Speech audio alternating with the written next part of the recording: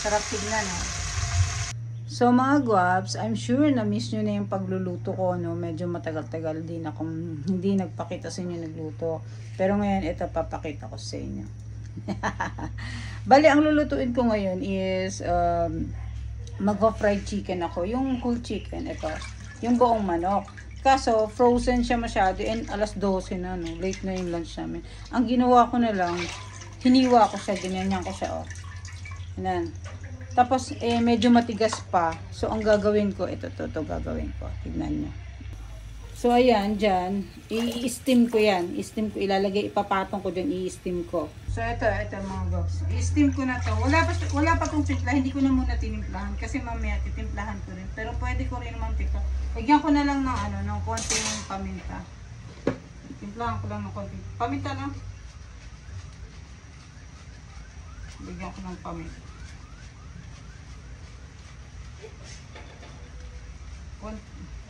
Medyo dadamihan ko na lang din.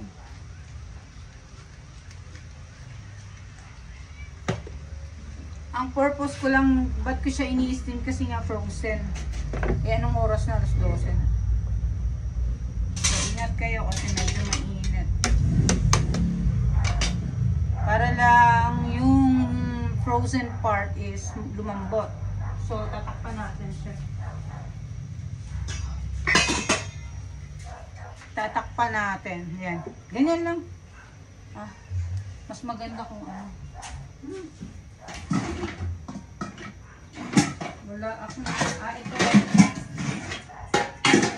Takpan ko siya. Takpan lang natin. Takpan ko lang saglit. Siguro mga 10 minutes. 10 minutes din. Okay na yan. Antayin natin. Wait. So ito yung fried chicken mix na ilalagay ko. Ready mix na ito, no? All-purpose breading mix. So masarap din naman ito. Depende lang yan so kung paano nyo titimplahin mamaya. Tapos lalagyan ko rin ng itong aking Italian seasoning. Masarap din.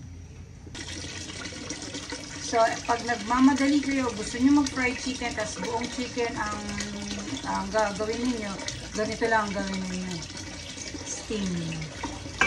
Steam lang.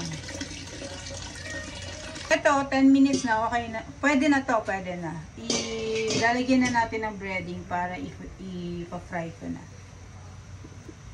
So, kailangan, ingat lang kayo. Ingat yung mukha nyo, ilayo nyo para hindi kayo mapasok. So, ingat. Huwag din masyadong i-steam nyo ng matagal kasi masisira yung balat. So, wait. Ano kayo ng ano. Ayan. Yan, nakatubo na yan. So, yan. Palalamigin ko muna siya, then i-breading ko na. So, meron pa siyang part na medyo malamig. Hindi naman na siya frozen. So, pwede na to. Mamadaliin ko na kasi anong oras na eh. Mag-aalauna na. Nagugutom na rin ako. So, yan. I-breading na natin. Yan. I-breading ko na guys. So, yung breading.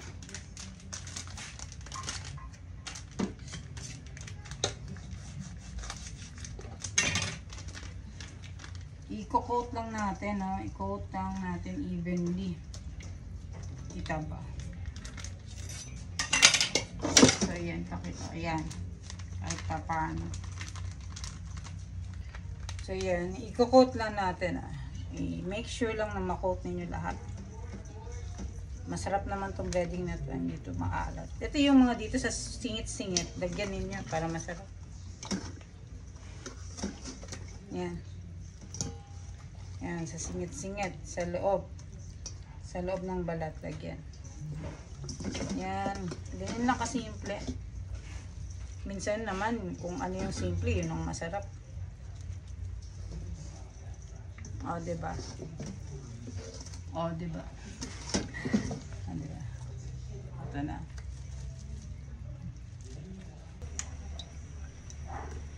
So yan, nilagyan ko na ng mantika. Hindi ko masyadong dadamihan yung mantika kasi kukunti lang mantika ko. Pero kung marami kayong mantika, pwede naman ipapalubog niyo siya. Mamaya babalik na rin ko. So, ito yung pinaka secret recipe ko dito pag nagpiprito ako para malasa. Sa mismong mantika, lagyan nyo ng butter. Yan, lagyan nyo ng butter para yung lasa ng butter lalasa sa mantika. Tapos, ito, lalagyan ko siya ng bawang. Piprituin ko yan ng may bawang.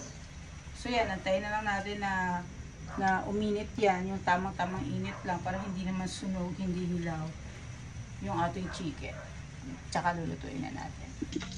Kasi yan, narinig nyo na ganyan.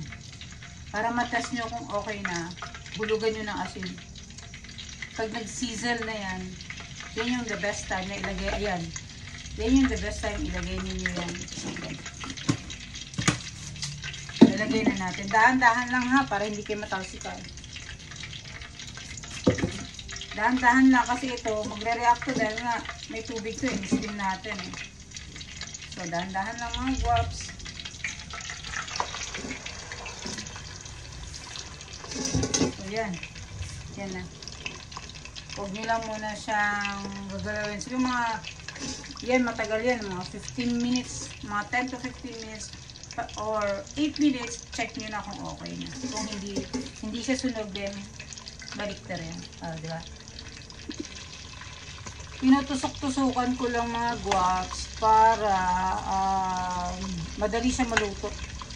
Kasi medyo malaki yung chicken ko. Saka gutom na kami. Tusok-tusukan yan. Hindi naman magdadry yan. Magiging juicy pa nga yun. Para at least siguradong luto yung makailalim-ilaliman lang. Yan. So habang in time, mag-biscuit muna kayo. Gugutom ako.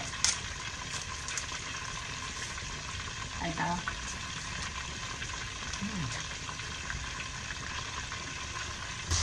So, ayan na. Luto na siya.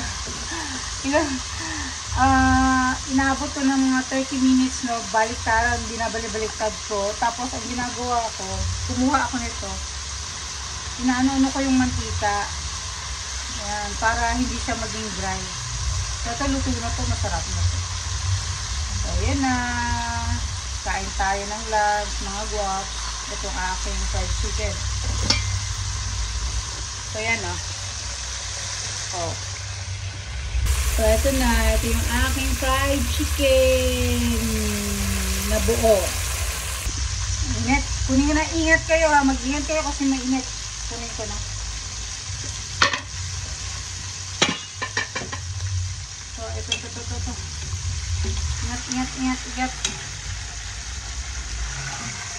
O, diba? Sarap tignan eh. Ay, ingat lang ha. Ingat mga bots. Patuloy muna natin yung mantika.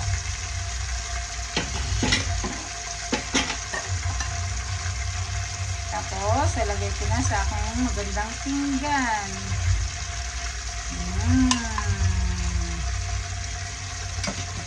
Kain!